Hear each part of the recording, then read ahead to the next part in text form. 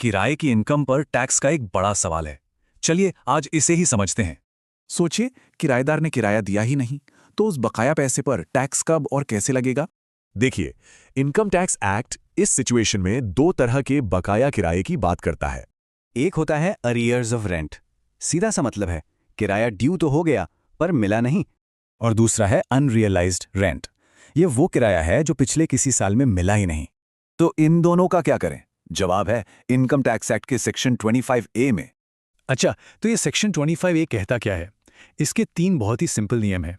पहला rule, tax तब नहीं जब किराया ड्यू था, टैक्स लगेगा उस साल जब वो पैसा हाथ में आएगा।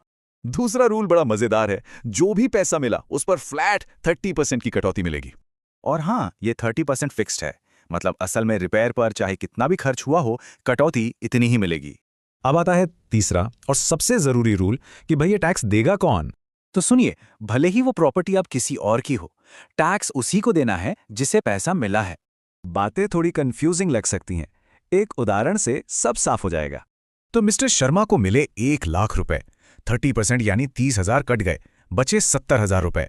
अब ये 70,000 रुपए income from house property head में उनकी टोटल इनकम में जुड़ जाएंगे। तो चलिए फटाफट से सारी जरूरी बातें एक बार फिर से दोहरा लेते हैं। तो एक सवाल ये भी उठता है, अगर किसी को एक साथ बहुत सारा पिछला किराया मिल जाए तो क्या वो ऊंचे टैक्स स्लैब में नहीं आ जाएंगे?